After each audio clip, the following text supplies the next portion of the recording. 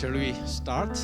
This is the last session in the afternoon and last session of the forum as a whole, I guess, except that there is another session next door.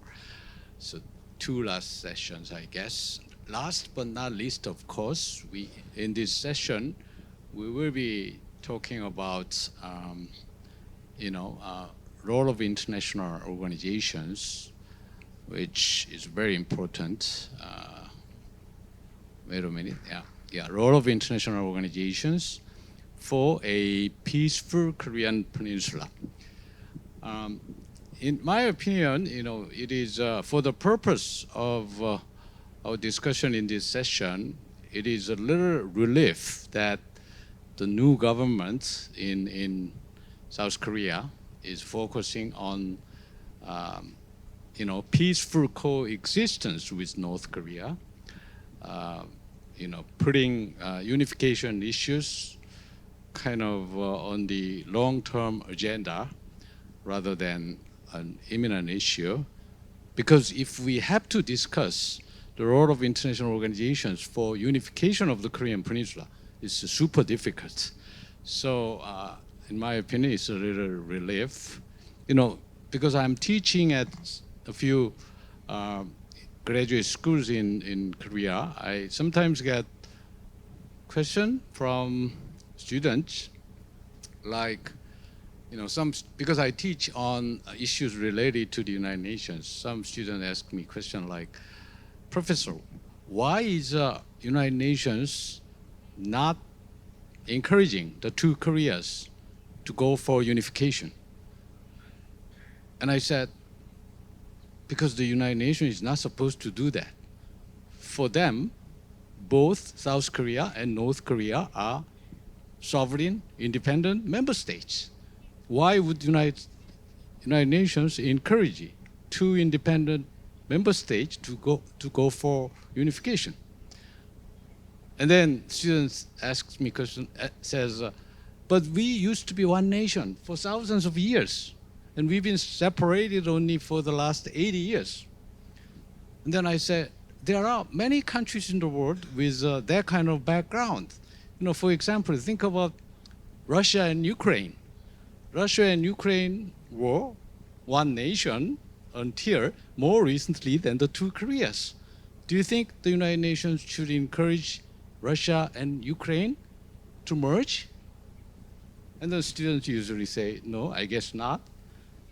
But to make up with students, I usually add, but international organizations like the United Nations can certainly help, indirectly help the two Koreas to get into dialogue and to promote peace and cooperation on the Korean Peninsula, so that in the long run, that's going to help them also discuss unification. So international organizations, there is room for international organizations to play a role if the two Koreas really want to pursue unification, they can help. But no international organization would encourage two member states to go for a merge. Well, having said that, we have representatives of organizations in the UN system and also IVI here to give us insights and to give us better understanding of what international organizations can do for peace on the peninsula. We have, on my left, we have Mr. Jerome Kim, Director General of IVI, International Vaccine Institute. Next to him is Mr. Tang Shen-yang, FAO representative in Korea. Next to him is Mr. James Heenan, representative of the UN Human Rights Office in Seoul. Next to him is Ms. Kim Soo-hyun, regional director for UNESCO, all of whom I know and all of whom are distinguished people working for their international organizations. So I would like them to give us initial presentation for about 10 or 15 minutes, and then we will ask them questions, and I will also try to open the floor so that you can ask them questions as well. Well, Jerome, would you like to start? Thank you, Mr. Ambassador. What is IVI? We're a UN-chartered international organization dedicated to accelerating vaccine R&D for global health with a mission to discover, develop, and deliver safe, effective, and affordable vaccines, and more recently added, empowering vaccine equity, impact, and sustainability globally.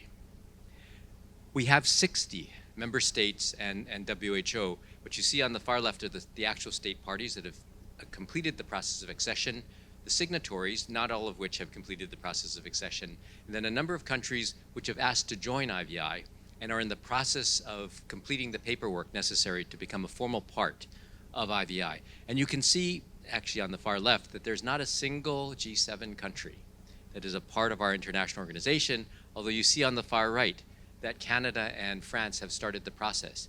But that doesn't mean that we're not effective. In fact, I think you could argue that we are effective. We have done vaccine discovery, development, and delivery, and the fruits of that discovery, development, and delivery are the fact that the oral cholera vaccine, which is in desperately short supply, was developed at IVI and technology transferred to manufacturers in Korea and in other countries around the world, South Africa and India, in order to make the supply available not for $100 a dose or $50 a dose or those prices that we saw during COVID, for $1.30 a dose, which is the commitment that we have to accessible technology and innovation. If you ask where around the world IVI works, you can see our headquarters in Seoul. We just opened a regional office in 2022 in Stockholm in Sweden, a regional office in Kigali actually last year. We have a country office in Austria, and we soon will open a country office in Kenya. One of the most remarkable things is under the Korean flag, you see a symbol that looks like a horseshoe turned on its side. That is the Hong Kong Jockey Club Global Health Institute at Hong Kong University. It's a three-way partnership between IVI, Cambridge, and Hong Kong University, funded by the Jockey Club, which sounds a little bit unusual, but the Jockey Club is actually the second largest charity in Asia after the Japan Foundation, and has committed $65 million over 5 years to build an institute for global health that will serve the needs of global health around the world.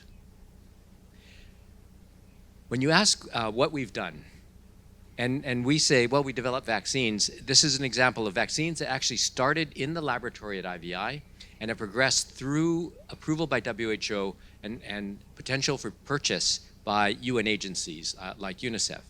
You can see the cost of the vaccine. Now, this is the total cost. From the start in the laboratory all the way to the approval by WHO, the oral cholera vaccine cost the Bill and Melinda Gates Foundation $28 million. The typhoid conjugate vaccine made by SK Bioscience cost $29 million. So when we hear the number 500 million or 1 billion or in some cases $2 billion to develop a vaccine, these are not the vaccines that we develop for global health. We can also work on other companies' vaccines. So often we're approached by universities or companies that need help getting their vaccine tested and approved. And we can help, and we have helped many countries develop vaccines like that. So in fact, we talk a lot about AI and how it's going to improve the work that we do. The first vaccine designed by AI and approved by a major health agency was actually developed initially at the University of Washington using AI programs, transferred by the Gates Foundation to SK Bioscience. We partnered with SK Bioscience to do what we call the phase 3 trial, the testing of that vaccine for efficacy. And finally, it was shown to be efficacious. It was approved in Korea and then approved by the UK government and then by WHO. So real innovation can come out of global health. And we hope that IVI brings innovation to the needs of global health. If you think about what we do, first we have to understand the burden of disease, then we develop an innovation, then we industrialize that. And when you think about IVI as a research institute, you think, well, yeah, they write papers, they may try to get patents. But what you don't think about is the fact that although we don't manufacture vaccines, we can do a technology transfer to a company that can. And that is a critical part of what we do. And it forms the new empowerment part of our mission. Why? Because technology transfer is building capabilities. It may be building capabilities at a manufacturer in India. In the case of oral cholera vaccine, we're doing a technology transfer of the simplified oral cholera vaccine, which is WHO approved, to a South African biomanufacturer named Biovac.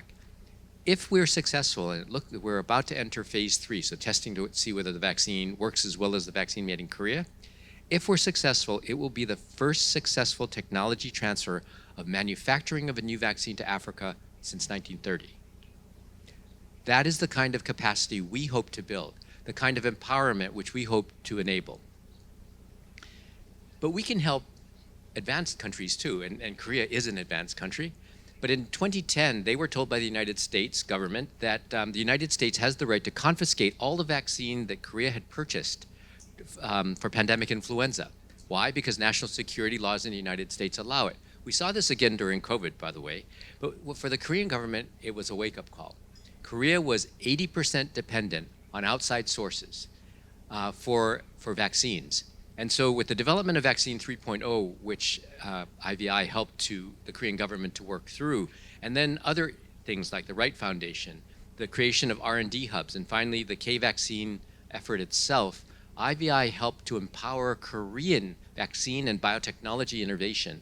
So even if you are a developed country, IVI can help develop an innovation in the biotechnology space. We recently, and during COVID, it became clear that Africa, because it was dependent on outside sources for 99% of the vaccines used there, was at a particular disadvantage.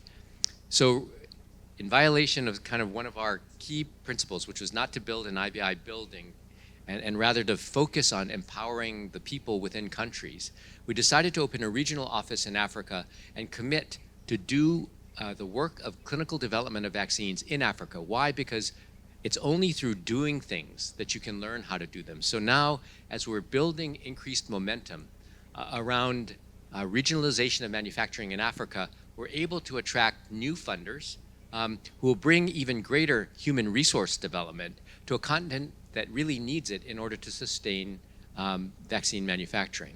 So if you look at the work that IVI has done, and this is what our board likes us to do, is just put numbers on everything, and it doesn't really add up to much. We have done vaccine doses, numbers of papers, numbers of completed projects. 6,000 people have come through training at IVI, including 1,000 through the Korean government and WHO's Global Training Hub for Biomanufacturing, which is the first step as people are learning the basics around vaccine development. 1,000 people come through this course and then are eligible to go to the WHO Manufacturing Training Hub in South Africa. So we participate, and actually the two courses that are taught are the beginning courses for biomanufacturing. And finally, the work that we've done in DPRK. And as you can imagine, it's gone through kind of ups and downs. And we haven't actually been able to work in DPRK, although we have a grant from the Korean government that has been on hold for over 10 years to help to develop a disease monitoring and tracking capability within the Ministry of Health of North Korea. Why is this important? Because what we found out and what we see all the time in low and middle income countries is that they don't know what problems are there or what is not there. And it actually has dramatic consequences. We were having a discussion with GSK around a vaccine they had developed for this really little known bacterium called Helicobacter pylori. Well, Helicobacter pylori is important because it causes ulcers. It's actually the major cause of ulcers. So if you have an ulcer diagnosed in Korea, you'll be treated for Helicobacter pylori. Interestingly, lack of treatment, you develop gastric cancers. And what GSK told us is, well, you guys aren't going to be interested in this vaccine because there's no Helicobacter in Africa. And I thought, oh, that's odd. Until we went to Africa, we were in Rwanda, and we said, so what are the cancers that you see here? The number one cancer, gastric cancer, from Helicobacter pylori. We went to Ethiopia and asked the same question. Same answer. Unless you test for a disease, you won't know it's there, and you can't justify the funding around doing vaccine work. And so developing a capability like that in North Korea could be very important for the country to improve the health of its people. We've done a number of campaigns using different vaccines in North Korea. And again, unfortunately, these data are fairly old. Working with the scientists who would have worked in that special disease track, what would be a Center for Disease Control in North Korea. And the training went on in China, in Vietnam, and then also in Germany. And then that work was terminated before it could be completed. As a partner, international organizations are unique. We don't take sides. We have a mission, which is to empower the benefits of vaccines for countries around the world. Yes, we would have to go through approvals committees at the United Nations if we wanted to work in North Korea. But it's that commitment to doing work that brings the benefits of vaccines to people around the world that has really been IVI's focus throughout its history. Important to remember that infectious diseases do not recognize borders. And so there is malaria in North Korea. There's very little malaria in South Korea, except that comes over the border, mosquitoes that fly over the border. There are also things like drug-resistant tuberculosis in North Korea. So if there ever were a time when the two Koreas were together, as Ambassador Oh pointed out, there would be diseases that might result in South Korea as a result of that. So there are reasons to recognize that these barriers, that diseases don't recognize barriers. And the reason why, and if you go back in history, smallpox and cholera came to Korea through China and Japan. Again, in a day when we didn't have airplanes, when we only had ships and caravans and horses and people walking across borders, we had disease transmission. When you think about the first well-documented plague, the plague of Justinian, reported in the Roman Empire, it spread across Roman roads, which were the means of travel and communication at the time. So it's important to remember that we don't live in an isolated world. I think the other last thing to remember is there are vaccines, like the smallpox vaccine, that was developed in the UK, in England at the time, in 1797. Within a decade, it was in France. Now remember that France and England were embroiled in the Napoleonic Wars. It was a life and death struggle. Yet you were able to transmit important medical technology across the channel to end smallpox. Importantly, during the Cold War, so the height of the Cold War in the 1960s, the United States and the Soviet Union agreed to eradicate smallpox. And so the work to eradicate, the first infectious disease of humans eradicated was smallpox. And that happened during the Cold War. So as we think about vaccines, vaccines aren't political, they save lives. And as we think about vaccines as not national goods, but global goods, we have to really understand that for it to be of real benefit, we have to provide access to these technologies without regard for politics. Thank you.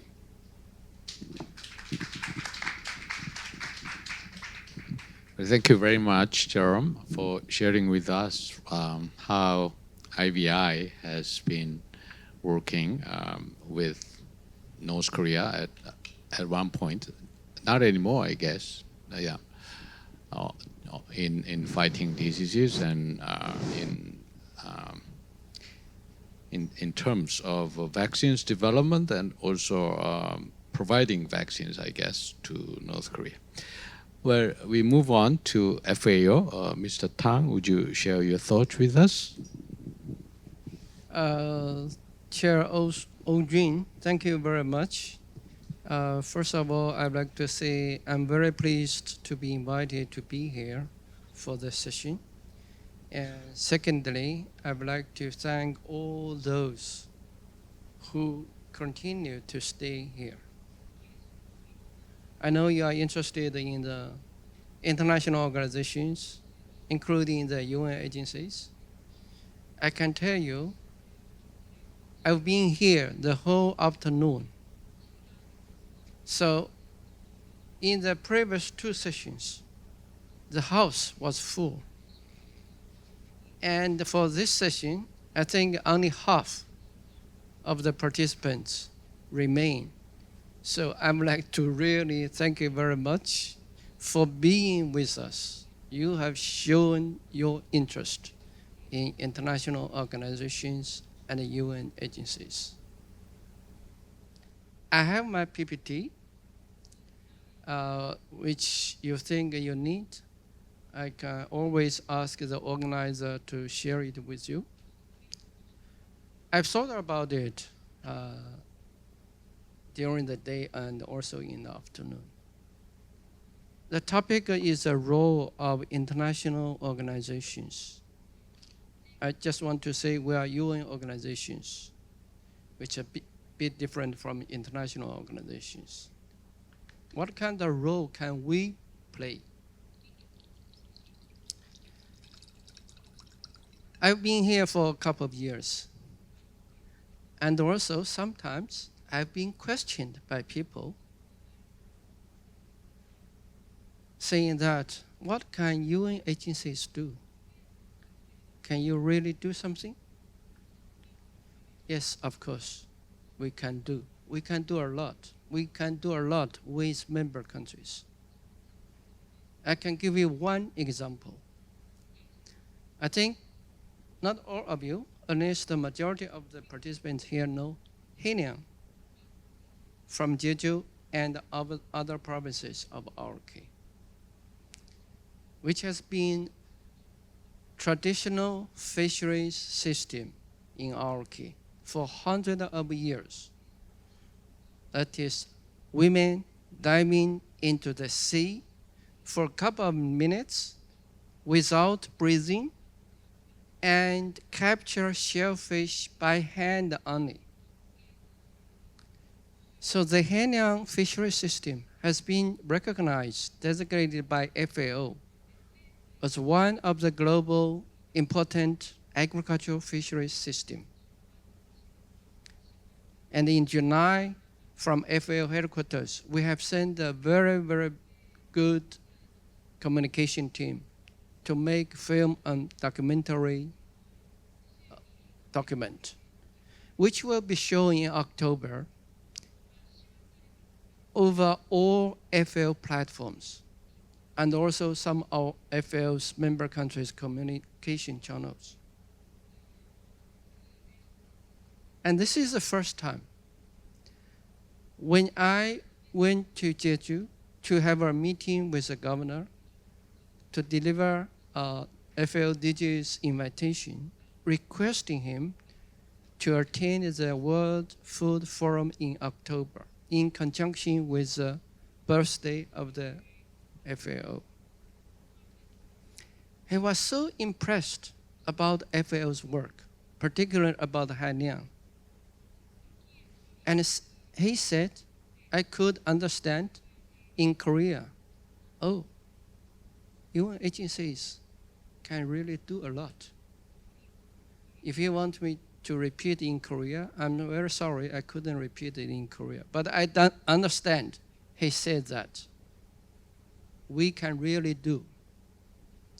Another example, from 18th to 20th, also in Jeju, we have a big conference organized by the Ministry of Agriculture of RK together with the Ministry of Ocean and Fisheries. It's East Asia Agricultural Heritage Systems Conference.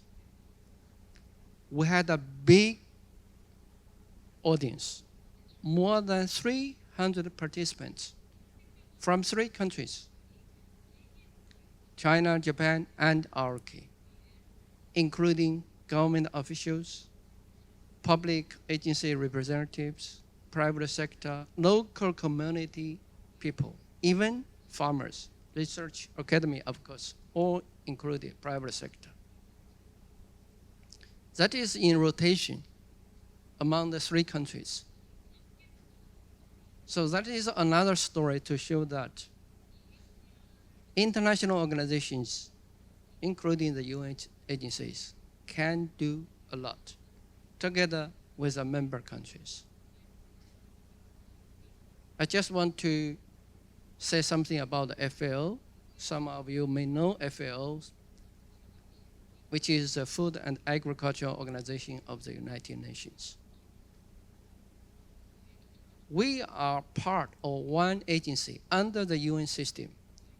FAO is an intergovernmental organization.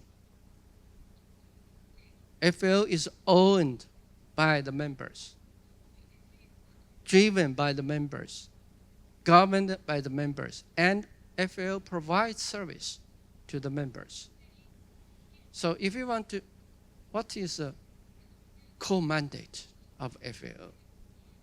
That is to address hunger and poverty, malnutrition all over the world.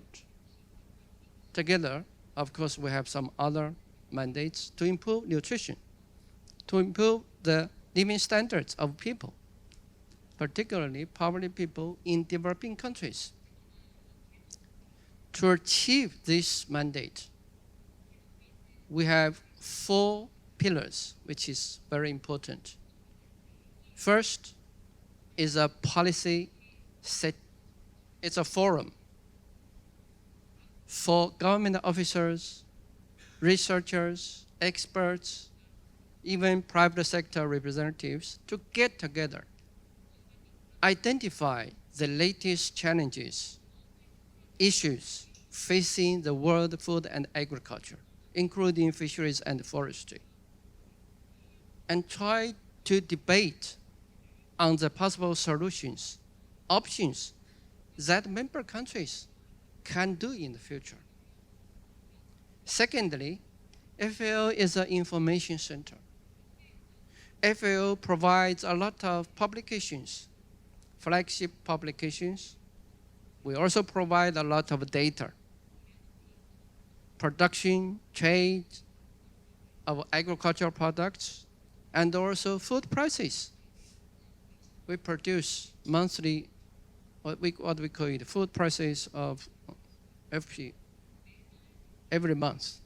That is being used, studied by governments, university professors, even students. Number 3, standard setting. We set standards for commodities, for foods, for diets. For example, kimchi is very popular here. You have your national kimchi standard, and that is submitted to FAO. FAO will have meetings of experts. It has already been adopted. So that standard can be a guideline for other countries, member countries, although it's not mandatory, but at least it's a guideline. And the 4th one is a technical assistance. For FAO, we provide emergency assistance, like transponder animal disease, fall armyworm, locust, and many others. At the same time, we provide long-term assistance to countries, particularly for the people suffered by disaster, like flood, drought, or whatsoever. But we don't provide food for people to consume directly. We provide technical solution, capacity building, training, and we also provide seeds or even sometimes small pigs, small cows. That is not for people to consume. We ask people to raise it after a couple of months for crops or after a couple of years. There will be more. So that is for the livelihood and rehabilitation of the production systems of the local community and the small farmers. So I have 4 more minutes. I don't think I can cover everything, but I will finish very soon. I want to give you more time. So, what can FAO do with the member countries? We have several options. As having said the above, in FAO we have an investment center. The investment center cooperates very closely with the international financial institutions for big programs and projects, millions of dollars, or even billions of dollars. It can be grants, soft loan, or hard loan. Second, FAO is also an entity of the UN foundation, like UNEP, GCF here. So we apply for programs and projects, and we implement together with the member countries. Thirdly, and upon the request of the member countries, we will try to seek resources for the members for technical solutions. And of course, member countries can also establish trust funds in FAO, and FAO then provide the technical assistance, technical solutions for the member countries, or the trust fund can be used to benefit other countries. Like even developing countries can set a trust fund in FAO. We can then implement South-South and triangular cooperation. RK has been very active over the past 7 or 8 years. 29 programs and projects are already in FAO. Now, I think RK has a very good story in terms of eradicating hunger and poverty. Very good experience and practices, like Samu Windung. I think you all know Samu Windung. Do I pronounce it correctly? Samu, okay. Thank you. Afforestation. From 1950s, the forest coverage has increased from 13% to now currently 63%. And many others, TAD, AMR, ICT nowadays, and JARS, as I mentioned. Now in the world, there are 102 JARS sites. RK has 9 JARS sites designated. Many more are in the pipeline or in application. I thank you very much for your attention.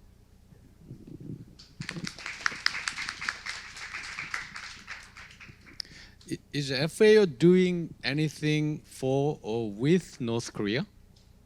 Because we are talking about Korean Peninsula for this session.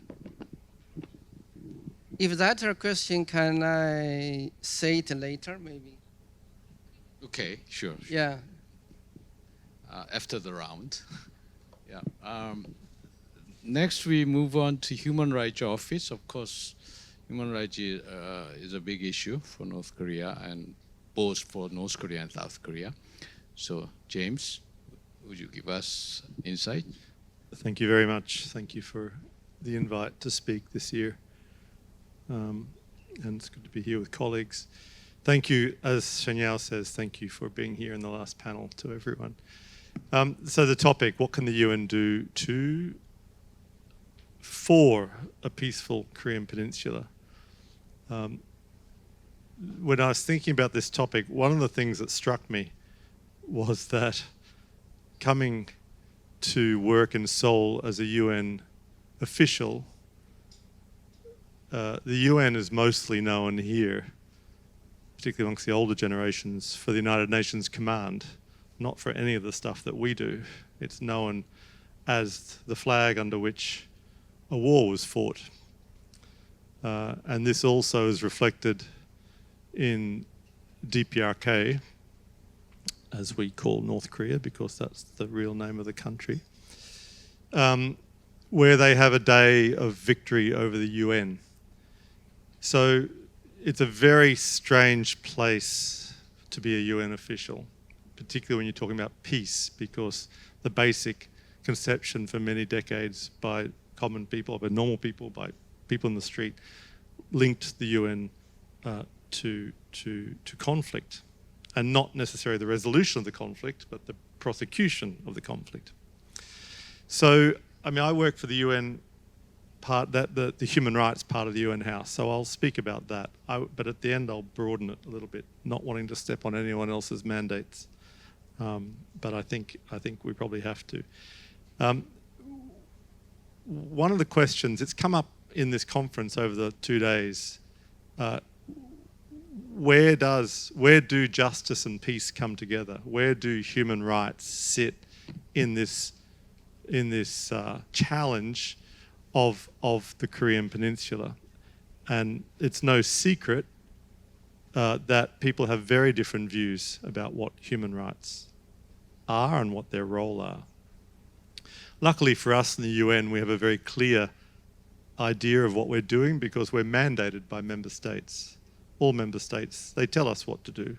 We also have a very, very detailed knowledge of what human rights are now compared to back in the 50s, for example.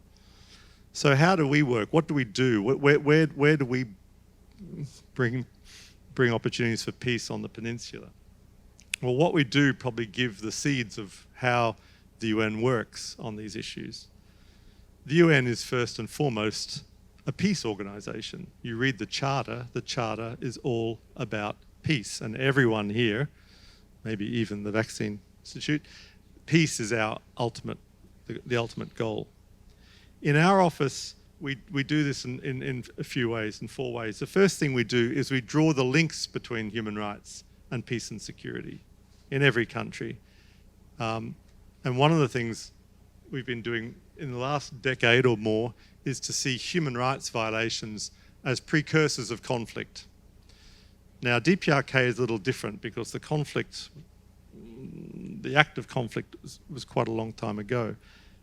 But we can draw the links between threats to peace and security here on the peninsula and regionally by looking at how human rights violations are occurring in the north. A very basic example that we use is the diversion of military spending, or the diversion of budgets towards militarization. Every country spends a fair bit on the military. We heard in the previous session that the Republic of Korea has increased its spending to, I heard, 61 trillion, which I'm not sure. That's over a long time, I'm sure. But the budget has increased this year. So this is an issue in every country. DPRK report that they spend 16% of their budget, 16% of their budget on militarization. And that money, when you also hear reports of problems with food and health, the legitimate question is, well, if that money wasn't spent on that, it could be spent on human rights. We also know that in many countries, a militaristic culture has an impact on human rights. Now, I won't talk about other countries because I'm not supposed to, but I'll talk in DPRK. The fact that people have to go for military service for 10 years, I mean, that has an impact on human rights. That has an impact, for example, and we hear this, young men who go off on military service for 10 years come back and they're in their early 30s. And it's quick, you've got to get married and have children. There's an impact on things like the right to family life and so forth. So drawing out those links is one thing that we do because we think it's important. Human rights and peace are linked inextricably. Some people say 2 sides of the same coin, but that analogy is maybe overused. The second thing we do is we do monitor and report on human rights. We collect information and we publicly report it. And some people find this antagonistic and some people find it not helpful. But ultimately, the collection of information is not just to publish it, but it's to form the basis for engagement. You can't talk between 2 parties without solid information. Sometimes we don't release all the information we have because that can be used when you're engaging with authorities to change the situation. And that's the case in every country, and it's especially the case in DPRK. We have a report that came out last Friday. You probably saw it. It was on the front page of the BBC, which talked about 10 years of human rights in the DPRK. The point is not to say how bad things are there. The point is to say this is a situation, let's find a solution. And if you read the report, you'll see that that is the High Commissioner's conclusion and the basis of his recommendations. The third thing we do is we look for accountability. Now, this is hard. People say to me, how can you, in a situation like the Korean Peninsula, talk about accountability? It's just going to annoy the North Koreans. It's going to annoy others. It's too harsh. Let's just put that on the back seat. There's some truth to that. It's true that when you're trying to find a way to peace in any of the conflicts we have around the world, you do have to be strategic. You do have to think about how do you both get to yes. But for the United Nations, accountability is non-negotiable, because if you're worried about your interlocutor on the other side feeling as though there's no respect, imagine what it's like talking to victims if you say to them, sorry, but your suffering is not going to feature in this. And we heard in the other session, for those of you who were there next door, when we talk about peace on the Korean Peninsula, it's not peace between leaders or elites or the top, it's peace between people. And you have to deal with justice or else the peace won't be sustainable. I think we're at a level of knowledge in 2025 that we all realise that that's the case. The fourth thing we do, and based on all of that, is we talk to people in DPRK. We talk to the government and the DPRK, and they are very interested to talk about human rights.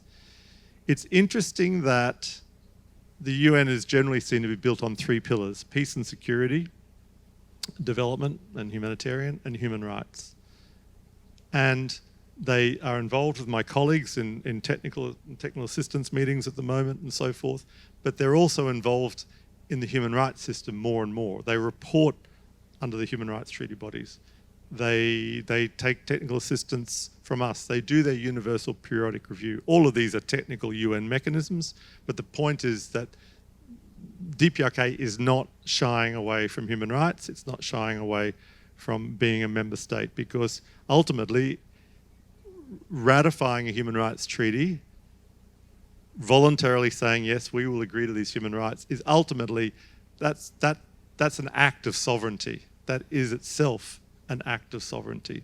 So this idea that human rights are somehow undermining sovereignty is getting things upside down. Let me just turn a little bit more broadly with the UN. It's, as I said, you know, we are a peace organisation at the end of the day. That's the aim of everything we do. And if you want to read more about that, you should read the biography of the former Secretary General, Dag Hammarskjöld. It was all about peace.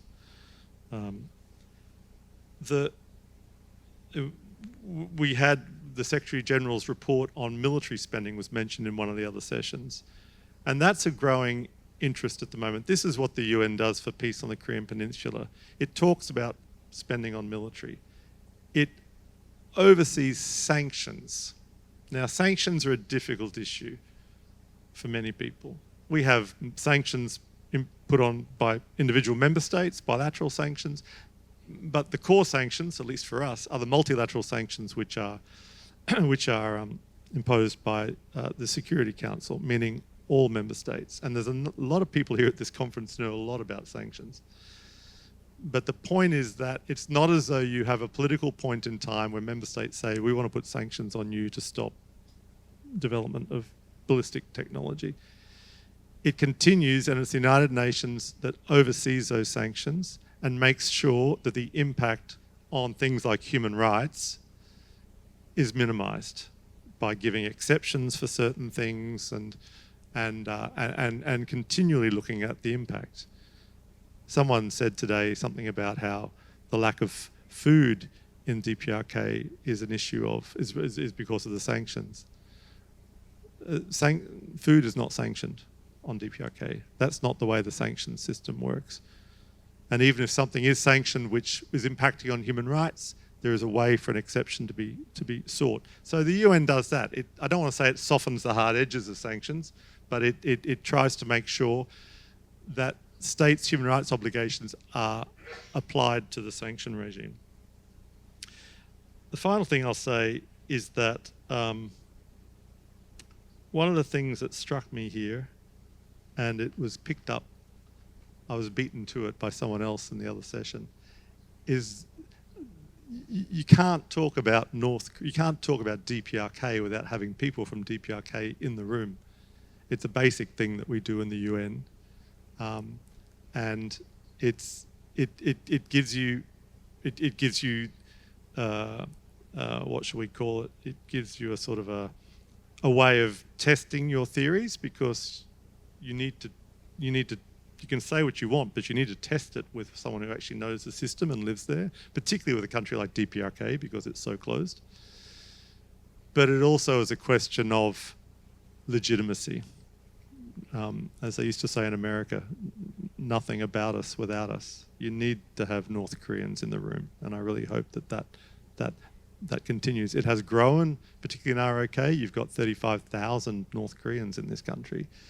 It has grown over the last few years in terms of having North Koreans involved in the debates, but I think it's something that we all need to keep our eye on, because especially when you're talking about a topic such as peace. With that, I'm happy to answer questions. Thank you.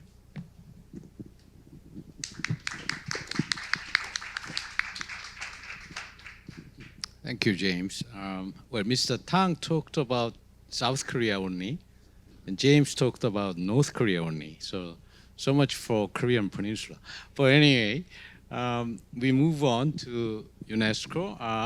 Soo-Yeon Kim used to be UNICEF representative in Seoul for some years. So I think she has experience both with UNICEF and UNESCO, which is great advantage, I guess. Soo-Yeon, would you share your thoughts with us? Sure. So good afternoon, everyone. It's such a pleasure to see so many of you still remaining in this room. We are at 5:30, so I'll try to finish my engagement in 12 minutes, which is quite under 15. So let me just say that it's really actually difficult to start a conversation. We had such a breadth of agenda that has been already discussed. But what I want to do is maybe start by inviting all of you to join me in imagining something. When you think about a peaceful Korean peninsula, what comes to your mind? Is it quiet borders, or is it something more human? Is it something like seeing children in school that's safe? Or is it a family reunited, having a meal together? Or could it be communities that come together to protect environment across boundaries? So for the United Nations and for UNESCO, as many of my colleagues on the panel have said, peace isn't just about stopping wars. It's not just about stopping conflicts. It's really about creating that enabling environment, conditions for justice, for dignity, and also for opportunities of tomorrow. And this is exactly what the Secretary General also said in his report that was issued in 2023 on the new agenda for peace. In the 21st century, it's not just enough to think about what we call passive peace. Soo-Yeon, would you speak closer to the microphone? I'm sorry. Thank you. Passive peace. Because if you look at what he also reminds us of is in the 21st century, we need to also look at if it's safe to send children to school, if information that goes around is safe, misinformation, disinformation, that's actually taking up so much of our work today. And what about climate resilience? What about technological challenges that we have today? And for Korean Peninsula, when we look at, so where are we? And one day, I think for me and for the United Nations, it's really about measuring, can people dream of reuniting one day? And can young people grow up to hope for that future, a shared future together? And this reminds me of something that you might also be well aware of. Back in 2014, December, Ambassador Oh Jun in the Security Council has said something that's very powerful and that's relevant for our conversation today. For South Koreans, the people in the North are not just anybody's. The pain of separation and that feeling stays on. And that message still resonates deeply today. Because peace is not abstract. It's about real peoples, it's about real families with stories, and for a possible shared future.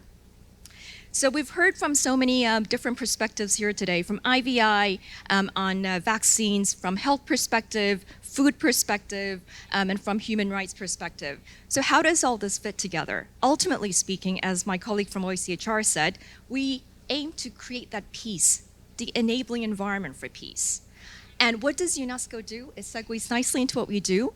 We look at how do we create conditions to live peacefully together. What are the ways of achieving that? And we focus on three things mainly. One is education, two is culture, three is science, nature.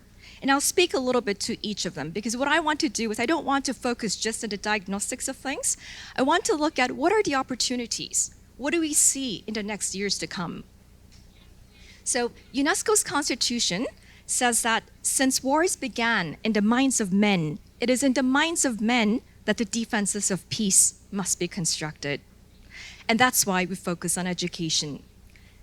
I was going to use the slides, but I'll just go on because it's just easier doing it that way. In 2023, UNESCO member states adopted a recommendation on education for peace, human rights, and sustainable development. Why this is so important is it sets out a vision to enable us to understand how to address violence, how to address polarization. And this is very important because it is integrated into education systems and it allows learners to look at the values, to create the feelings of empathy and the skills, and they all can become agents of peace through this. Now, we also have in Korea right now, this vision is really being played out. Many of you might have already heard of APSEU. That's a UNESCO Category 2 center, an Asia-Pacific center for international understanding. And they've also launched a common curriculum for peace in Northeast Asia in 2023.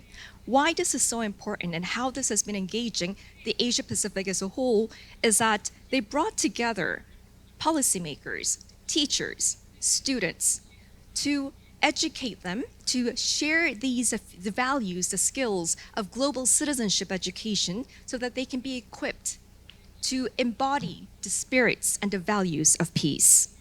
And just imagine when these learners and children take back these values and the learnings back to their families, but also to their colleagues and to their communities.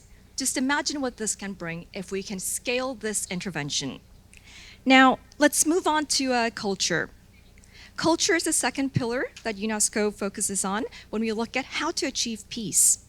The reason is because culture opens doors even when politics is closed.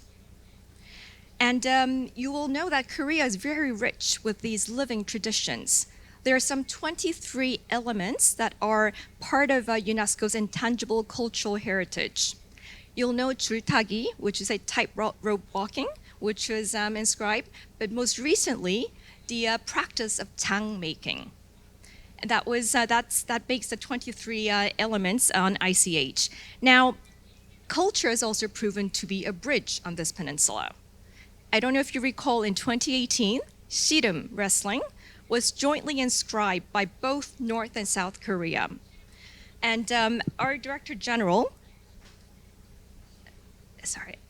has called that a victory for the long-standing ties between both sides of the inter-Korean border. Now, that's in the past. There's still more to do, and this is where I think the engagement for the future will come. You'll see that kimchi making and folksong arirang, both practiced on both sides of the border, have been submitted differently. The South Korea submitted kimchi making as kimjang, and North Korea submitted as kimchi making. And arirang has also been submitted separately. While it's a shared culture, shared tradition, they've been submitted separately. Now, one day, that we hope that this will pave a common platform for the two Koreas to jointly submit inscriptions for culture, which culture, I must say, the quiet diplomacy of culture can pave the way for future. It can create the, I would say, the common understanding. So when politics is ready, they can have something to stand on. Now let's go to nature. Now when I say nature, you might be why nature and how nature? Near DMZ, there are biosphere reserves of UNESCO, and by Hantang River, UNESCO Global Geopark exists, currently managed by South Korea. Earlier this year, Mount Kumgang has been inscribed as a World Heritage Site. These are not just natural sites. Nature does not have boundaries. It does not recognize checkpoints. The birds, the rivers flow across the boundaries. Potentially in the future, these spaces could be spaces of dialogue. Now, let's look at the role of the Republic of Korea. So the Republic of Korea is not only a beneficiary of UNESCO and the United Nations, it's in fact a driver of peace regionally and globally. At the world stage right now, Republic of Korea is on the UN Security Council. It is currently holding the presidency of the council. Not only that, the reason why Republic of Korea's role on these world stages is so important is because they have the credibility. South Korea has the credibility of lived experience, having risen from the devastation of war to become global economic and cultural leader. And of course, I must also add that UNESCO also plays a very big part through our Category 2 centers, such as APSEU, but also ICHCAP, that looks after the intangible cultural heritages, not only in Korea, but across the Asian Pacific. And the Korean National Commission for UNESCO also plays that binding role between and among the government, the civil society partners, as well as other global partners. And this is dual power, the high-level diplomacy combined with soft power. Now, so I want to, by way of closing, what I want to do is I want to really say this.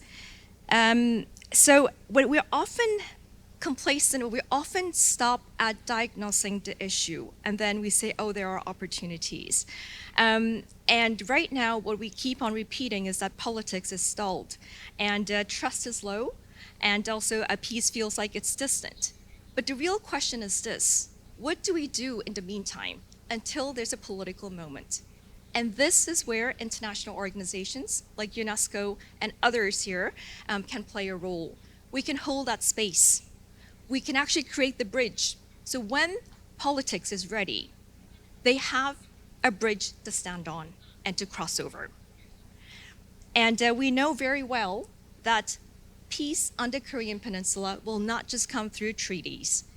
It will happen in the classrooms where learners learn empathy, to live together, and in the kitchens where shared heritage becomes a binding force, as well as in the landscapes, in the nature, where communities come together to protect.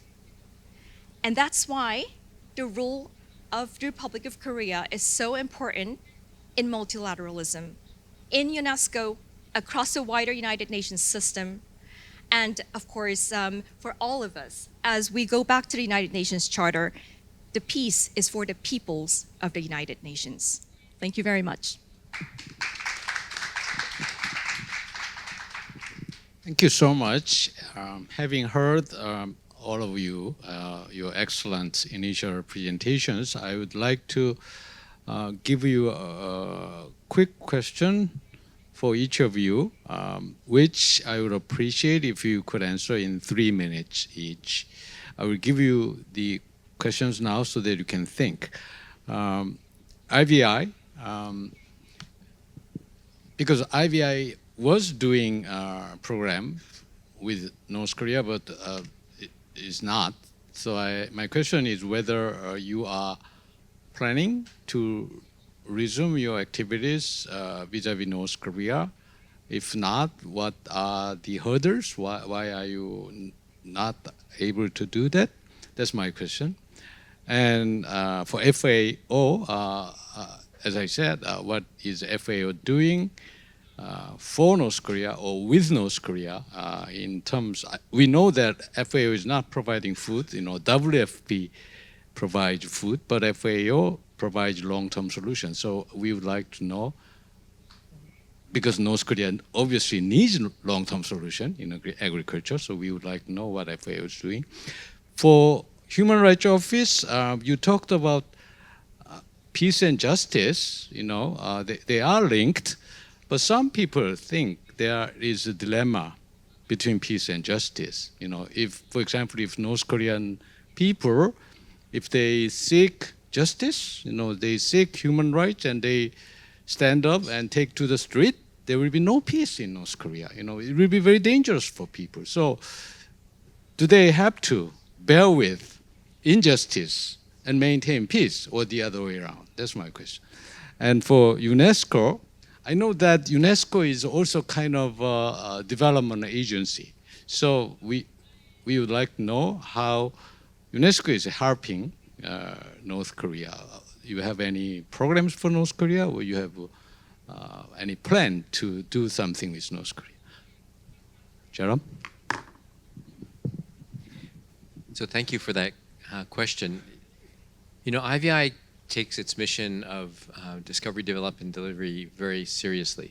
And many of the diseases that exist in North Korea are diseases that can be prevented by vaccine, the infectious diseases. There is special work potentially on tuberculosis and malaria where optimal vaccines don't exist. And we're willing to partner with countries around the world, with philanthropic organizations like the Gates Foundation or the Wellcome Trust, to develop better vaccines for those conditions. So that's around the mission of getting vaccines that will work, but not only in North Korea. There are lots of countries in this world where HIV, TB, malaria, and other infectious diseases are a significant burden, and where the system is not fully incentivized to get big companies, the large vaccine companies, interested in developing vaccines that will probably be sold on the global market for a few dollars a dose. And we can certainly help with that.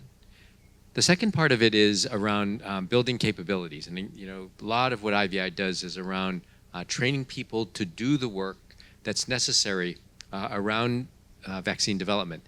And lots of times, for instance, we've been having this discussion in Africa. A significant amount of money, billions of dollars, have been put forward by different donors to support manufacturing in Africa. But it's not just building a building. If you build a building without the people who can work in it, without the capabilities to support an ecosystem around manufacturing, you won't be able to manufacture anything. So although we would be committed to trying to build capabilities in North Korea, we would have to first do an assessment and then understand what capabilities are necessary, and then reinforce them. So if one of the first steps was to know what the burden of disease was, then that Center for Disease Control could be very important. And actually, ironically, there is funding on hold that would support that. But we don't know. It's been 10 years. A lot can change in 10 years. But we would be committed to completing that work in collaboration with other international organizations that are devoted to improving the technical skill sets of people who take care of the health of their populations. And then finally, around delivery, and we had done some delivery, a lot of times what we would like to do is understand whether the delivery is effective. So for instance, we understand now that a vaccine against a diarrheal disease called rotavirus, which killed hundreds of thousands of children a year back in the early 2000s, late 1990s, is now preventable. In the United States and in South Korea and in Europe, that vaccine has 90% efficacy. American medical students don't see rotavirus diarrhea anymore. The problem is that vaccine doesn't work well in low and middle income countries. The efficacy is only 50%. And part of the reason around that is repeated gastrointestinal infections in childhood caused these oral vaccines not to work well. The same thing is true of the oral polio vaccine, which also doesn't work well in those settings. So we're trying to develop a better vaccine.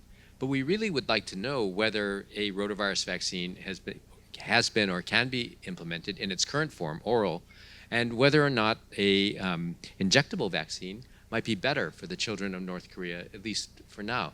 So we could do that, but IVI is an international organization, but our funding comes from projects, and so we have to be able to successfully convince donors that this is a task worthy of undertaking, and we would be willing to do that. Thanks.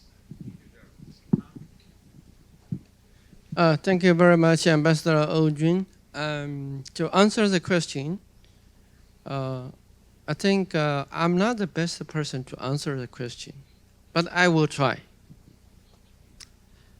Food security and nutrition is a challenge faced mainly by developing countries. So FAO works very closely with a majority of the developing countries, including DPRK. FAO has an office in Pyeongchang, and the representative is in Beijing. He covers 2 countries, China and DPRK. At the same time, FAO has a deputy representative. He's now based in Bangkok for 3 years. And we have a team in Pyeongchang, certainly. So FAO works very closely with the government of DPRK. In general, FAO provide policy support to developing countries upon request of the member countries. At the same time, technical consultation. And also FAO provides capacity building, training, technology transfer. And of course, if there are resources available, we also work together with member governments to implement programs and projects. And of course, that will be, we have some, other, but that will be the main to cut it short. Thank you. So the peace justice conundrum. How long have you got? Ultimately, if we're talking about inside a country, I was talking about peace on the peninsula before, 2 member states, as you said at the beginning. But in a country, we don't tell people go out and claim your rights, and off you go. Good luck.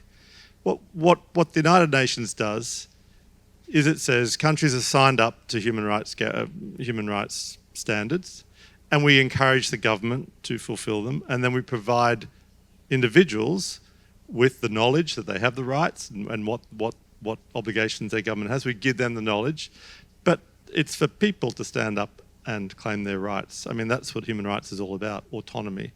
And people know what the risk is.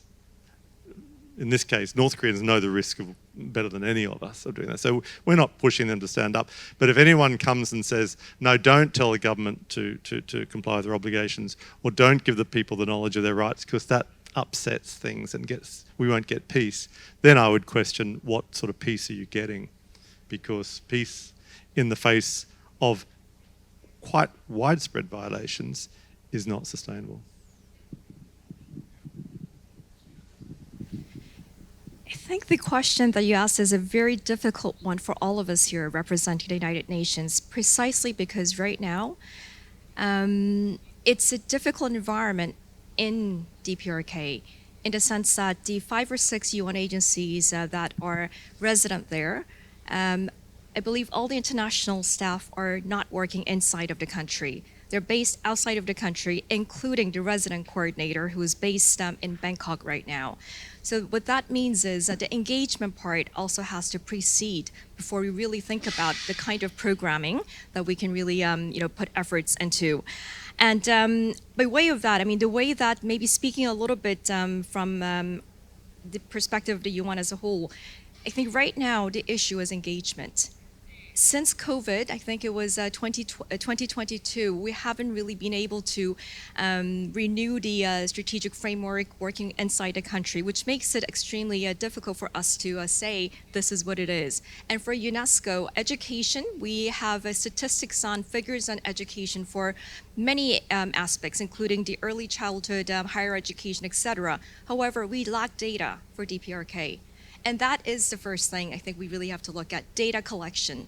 Without data, we're not able to provide the the interventions that would potentially help the development of the nation. Now, from UNESCO perspective, UNESCO has an office in Beijing that oversees DPRK issues as well. However, perhaps unique to UNESCO is that we have a national commissions for UNESCO. So DPRK also has a national commission for UNESCO through which that we engage. It is a member state, and this is how we bring together different countries. For example, you might think, how is culture? How is that going to really help bring countries together? But it does. And as I mentioned in 2018, you might think, Sirim wrestling, what does that mean? But it's a joint submission. It's a breakthrough. It's something that we have to really think about. It's not just intervening inside, it's also the soft power of how we bring the countries together to engage. And that is the value of the softness, the development side of the United Nations. Of course, there's also the harder side, including the Security Council's work and other parts of the United Nations. But let's also not dismiss the role of the soft power, because this is how we bring the countries and governments together when there is no other option right now. Politics is stalled. Peace might seem distant, but there are ways, and we do need to really seize that moment and opportunity. And this is where I believe that culture or something that is softer can bring and create the bridge will be helpful. Thank you all for your excellent answers and also time control, because we still have 10 minutes. So I'd like to open the floor. Please, the gentleman and the lady. Lady first. 네, 감사합니다. 저는 성공회대학교 Hello, I am Professor Lee Hae-ok, and so I first started the WFP office, and I also work for UNHCR, and so I have worked for a long time at WFP, and so I wanted to make an additional just comment to add on. And so the subject today right now is about peace on the Korean Peninsula and also the role of the international organizations. And there was an important point that was not addressed in this presentation, so I just wanted to say that first of all, so international organizations have played a critical role in humanitarian aid. And so from 1995 until 2021, let's say, the amount that was provided to North Korea was about 4.5 trillion Korean won. So that's just the amount. But then when it comes to food, then it is about 4.6 million ton. And so I think it was starting from 1995 and then until 2005 during the arduous march of North Korea. And so during that great famine of North Korea, in order to reduce or alleviate that famine of North Korea and help North Korea to recover, I think we have provided a lot of help. And so 4.6 million ton of food is So it is a record-breaking aid that was provided to North Korea. So next to Ethiopia, WFP has provided the most support to North Korea. And so in Korea, it means that the Ministry of Unification, including the private sector as well, and also including all those aid and support from the international organizations, starting from 1995 until 2024, Korea supported about 3.5 trillion Korean won to North Korea. And so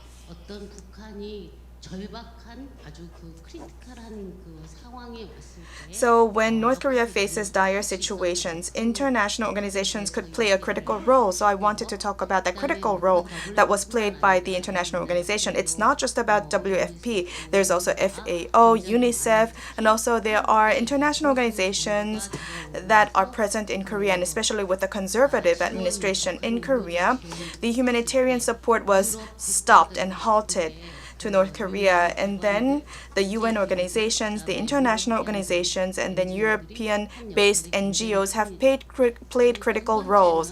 And secondly, and as you all said many times, that UN organizations in North Korea has, 굉장히 많이 생산했습니다. I think UN has a lot of data from North Korea. Let's say the fatality rate of the newborns or the production amount of food. So only the UN organizations are able to generate that data. And all of that data was shared by the world because 현장 조사를 허락하지 않기 North Korea does not allow South Korea to carry out those investigations. So because of those UN projects carried out in North Korea, UN has the most precise data about North Korea. And so that is also another role played by UN. And the third point is that 유엔 기구들이 한 역할은 the UN organizations, 북한의 새로운 스탠다드를 they have, can you, yes, make it shorter, please? Yes. 그 스탠다드를 만들어주는 역할을 했습니다. They have also created the so-called standards, meaning that why is nutrition important? Why do we need to help the disabled? And so all of these have been reflected in the laws of North Korea. And so over the past 30 years, a lot of efforts have been made by these UN-related organizations and international institutions. And so I wanted to talk about these three roles. Thank you. 감사합니다. Thank you. We move on to the gentleman. Yeah. Thank you very much, and thank you for interesting presentations. I'm Peter Semneby, Special Envoy for the Korean Peninsula in the Swedish Foreign Ministry. Kim So-yoon gave an overview, a nice overview of the contributions and role of the Republic of Korea in the United Nations system. I would then you mentioned also about some of the issues with the DPRK in your reply. I wonder if you could expand, and possibly James as well, about the relationship between the United Nations system and the DPRK. It seems that the United Nations presence is going to be the last international presence to return to Pyongyang after the self-imposed isolation during the pandemic. What do you think are the reasons for the DPRK to keeping the United Nations at arm's length like this? Is it historical baggage, like James indicated it might be? Is it for maintaining leverage? Is it for genuine disagreements or concerns about multilateralism, about the role of the United Nations, about the working methods of the United Nations? And depending then on what the answers to these questions are, how do you envisage the way forward in order to reassure the DPRK, to encourage the DPRK to resume full cooperation with the United Nations system? I'm asking this well, because I'm curious, but I also represent a member state which has a stake in the role of the United Nations in the DPRK. Thank you. The last question, yes.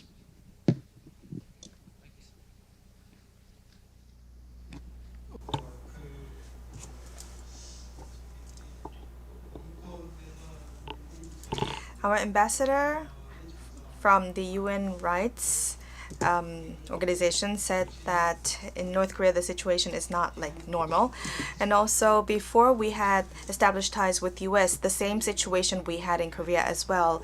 And so it's because the US has established a UN and we have established ties with US,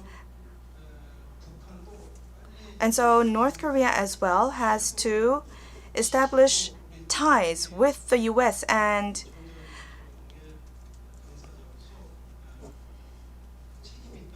China, I believe, has the accountability to make that happen.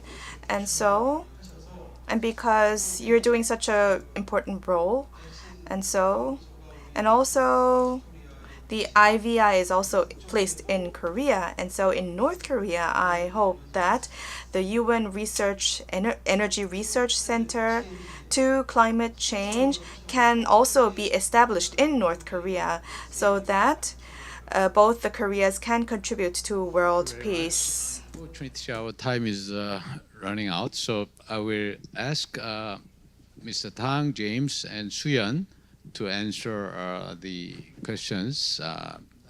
Probably the first lady's comment was about WFP. WFP has provided, according to her, altogether $3 billion of assistance, food assistance to North Korea so far. So if you have any thoughts about it, you can answer. Thank you very much. And my answer will be very short.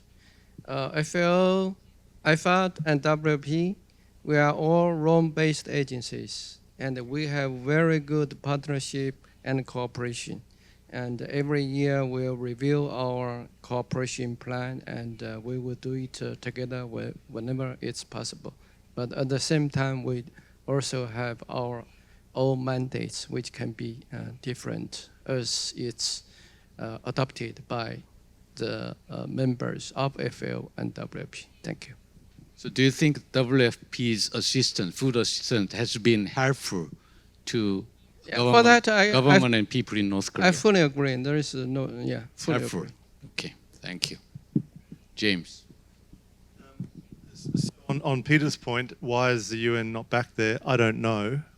I really don't know. But the way, particularly agencies that are in DPRK are development and humanitarian agencies, and the UN is very much focused on member state-led, like what the UN does in a country is aligned with what the government's development plan is. It's standard. So I think that the government would need to be convinced that what the UN is and can offer is aligned with what it wants. Now, if you're not there to talk through it, then it makes it harder to work out what the mismatch is. So it's a bit of a, maybe it's a bit of a chicken and egg thing, and I hope we get through that. To be very honest, the current financial situation of the United Nations has an impact on that as well. How do we break it? I think that issue is being slowly resolved. On our colleague's question, multilateralism is interesting because DPRK is a big believer in multilateralism. If member states are sitting around the table all together, then DPRK is more comfortable than when it's feeling like it's being targeted. That's all. Xuyen? You know, the question you raise is exactly the question we often also ask ourselves, right? And I think, you know, oftentimes when we say the United Nations, we think of it as a monolithic organization. Unfortunately, under the UN system, there are some 40 entities and organizations. So there are parts where potentially DPRK is paying perhaps more attention to, and others that might be affected as a result of that.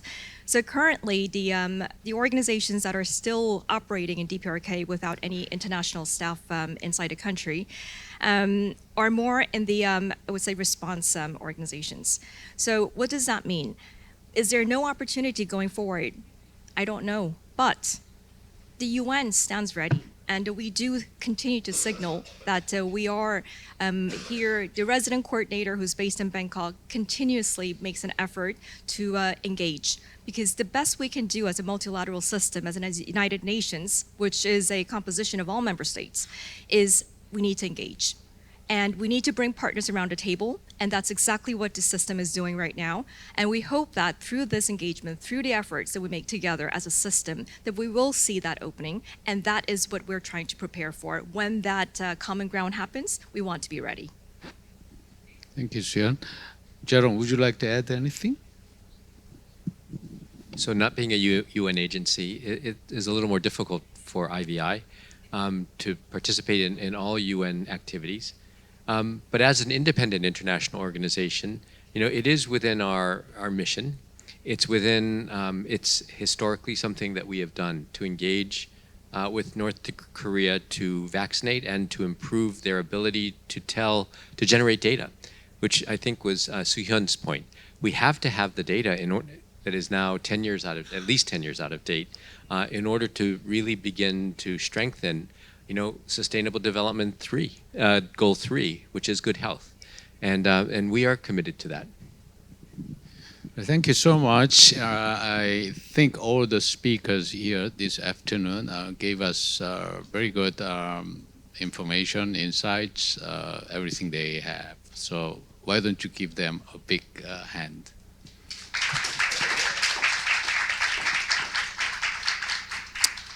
Thank you. Have a good evening.